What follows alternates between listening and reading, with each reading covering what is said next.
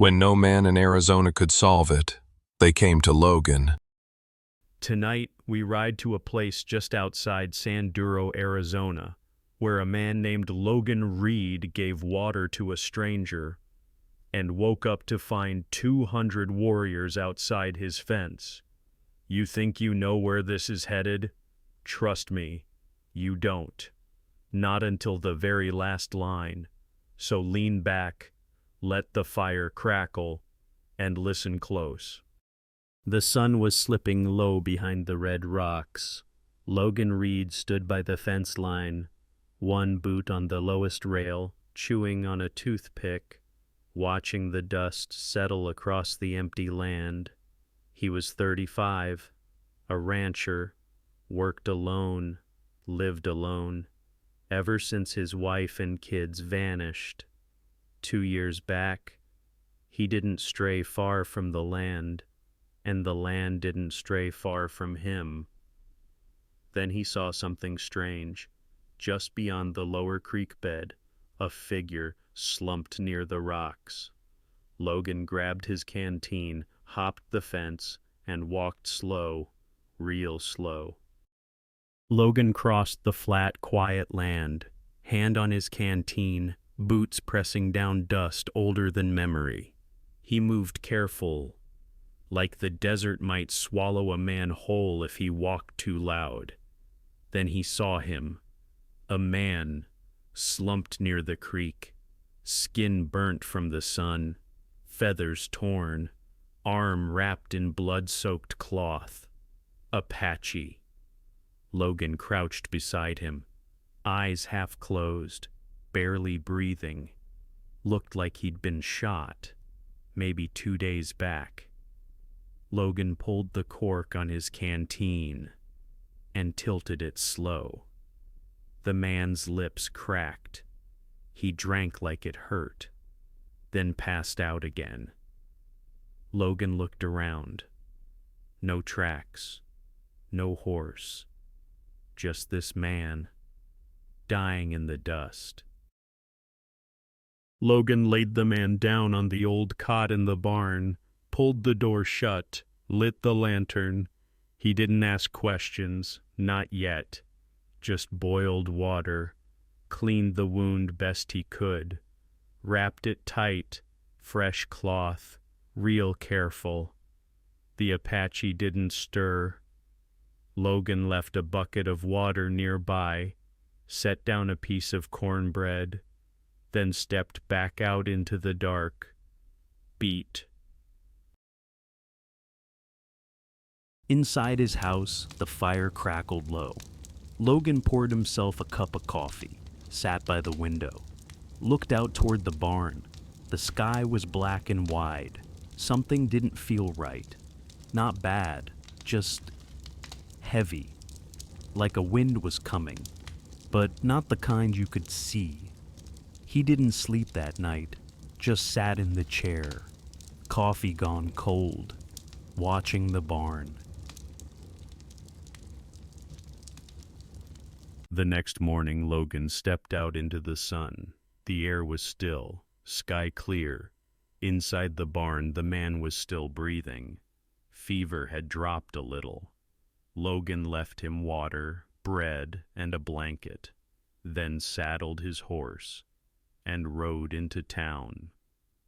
Silver Ridge was just a row of wood and dust. General store, saloon, one old church. He tied up outside the store, pushed the door open, grabbed flour, coffee, jerky. But as he reached for a can of beans, he heard it. 2 men whispering near the back counter, one old, one young, both dusty from the trail. You hear about Red Hand? They say he vanished, got himself shot. Storm rolled in the same night. Chief's going crazy. Sent scouts across the whole damn desert. Logan froze. That name, he knew it now. The man in his barn. was Red Hand, the Apache war scout, one of Chief Akacheta's sons. Logan paid quiet and left, rode home slow. Every hoofbeat sounded louder than the last, and by the time he saw his barn through the dust, he knew they'd be coming.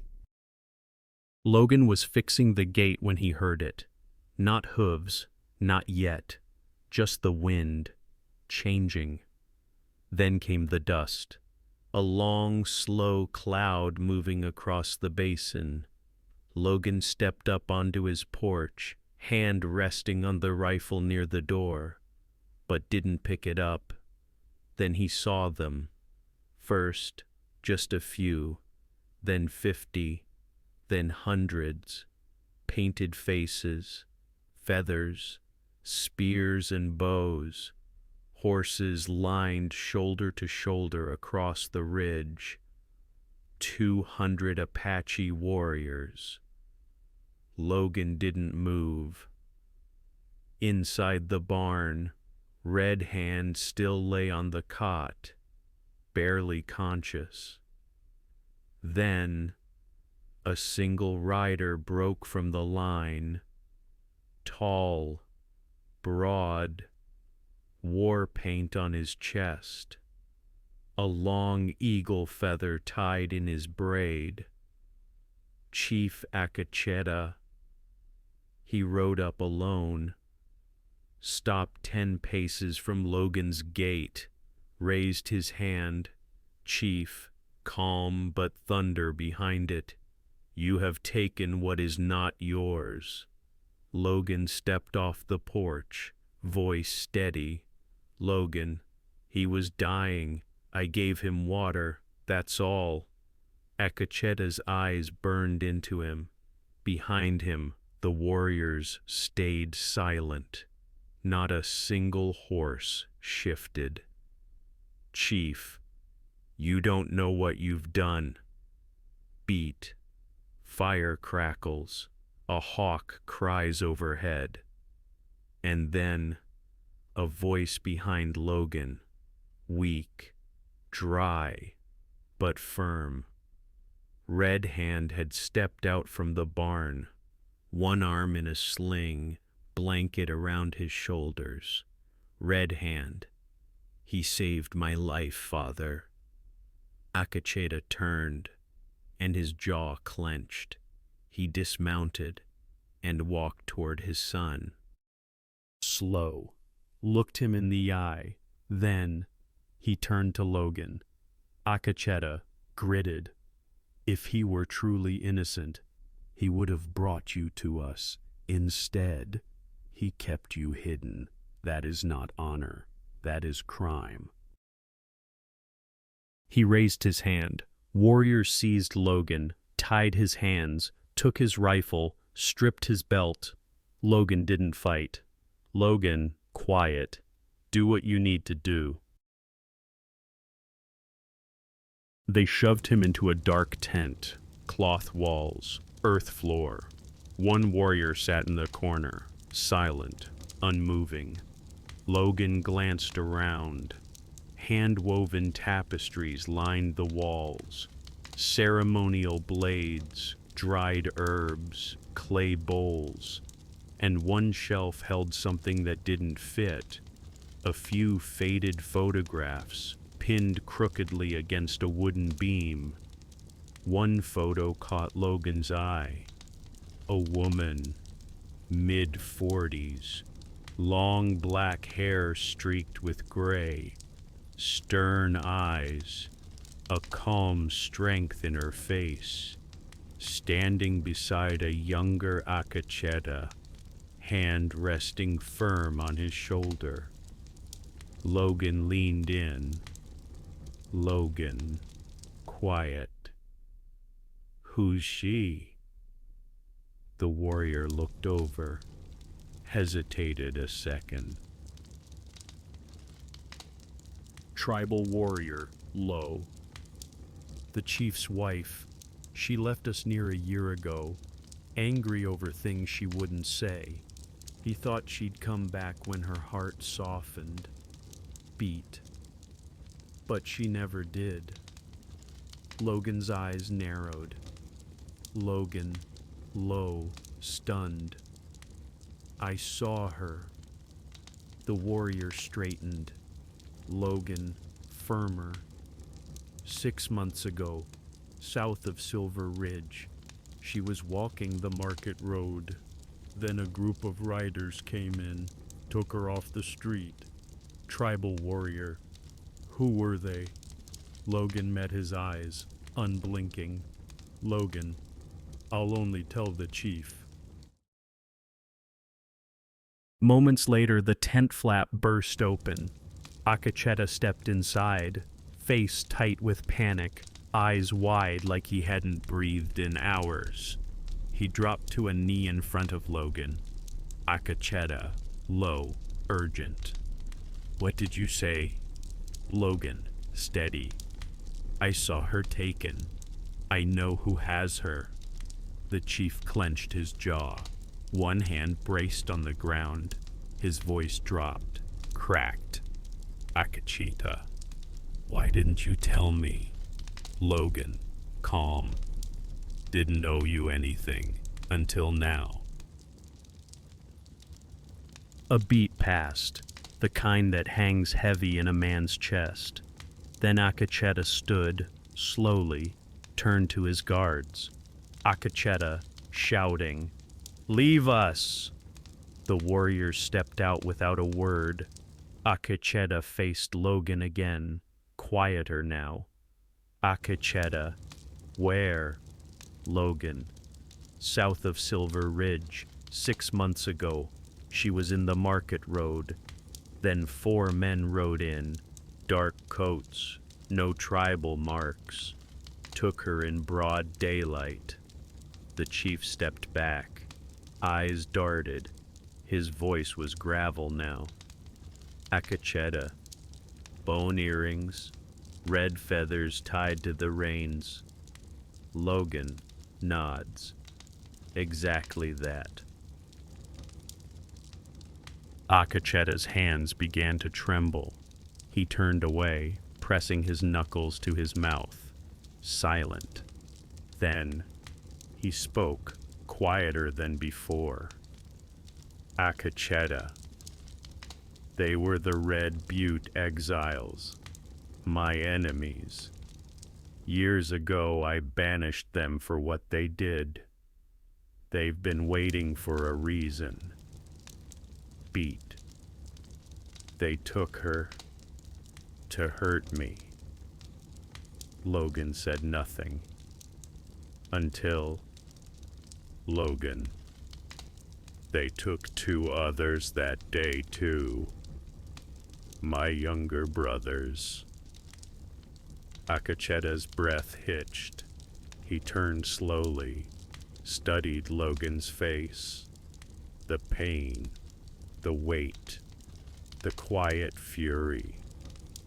Something inside the chief shifted.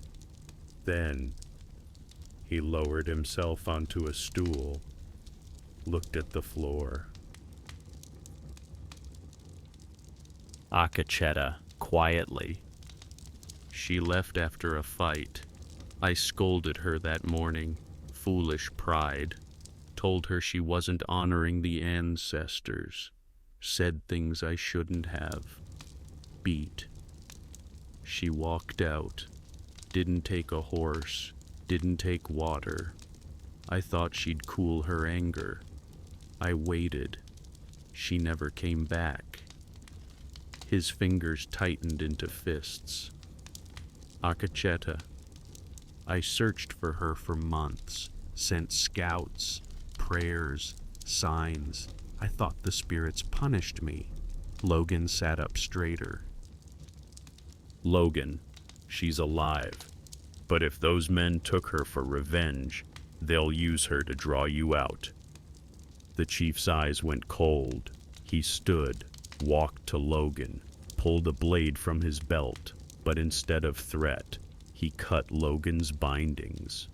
Akacheta, low, sharp. You are no longer a prisoner. You are my brother now. Logan, jaw tight. I'm riding with you. They took my blood, same as yours. Akacheta nodded once, solemn. Akacheta, fierce. Then go, get your horse, be ready before the sun breaks the ridgeline. He stepped out of the tent, raised his voice to the camp. Akacheta, shouting, prepare the horses. We ride at dawn, for our queen, and for their blood. The moon hung low over the hills, casting silver light across Logan's path. He rode hard, wind in his coat, boots caked in red dust. No sound but the steady rhythm of his horse and the echoes in his head. His brothers, taken, the chief's wife, alive but in chains. He gripped the reins tighter. For the first time in years, Logan had purpose again. He crested the ridge near his ranch. Below, the outline of his barn, quiet in the dark. He didn't even go inside. He dropped to his knees beside the old shed, pulled up a floorboard, and reached in. Inside, a rusted, hand-forged revolver, his father's. He stared at it for a long second, then holstered it and stood tall. As the first pale streak of dawn cracked the sky, Logan turned toward the canyon trail. He crested the ridge near his ranch. Below, the outline of his barn, quiet in the dark. He didn't even go inside. He dropped to his knees beside the old shed, pulled up a floorboard, and reached in. Inside, a rusted, hand-forged revolver, his father's. He stared at it for a long second, then holstered it and stood tall. As the first pale streak of dawn cracked the sky, Logan turned toward the canyon trail. Logan rode through the cold silence, his boots heavy in the stirrups, his chest heavier still. That morning, he'd been a rancher. Tonight, he was a brother to a tribe, a man with blood on the line, and a trail to follow at sunrise. He didn't know if his brothers were alive. He didn't know what waited out in those hills. But he knew this. He wasn't riding alone anymore. He was done burying the past. Now, he was digging it up. Subscribe for more Western mysteries.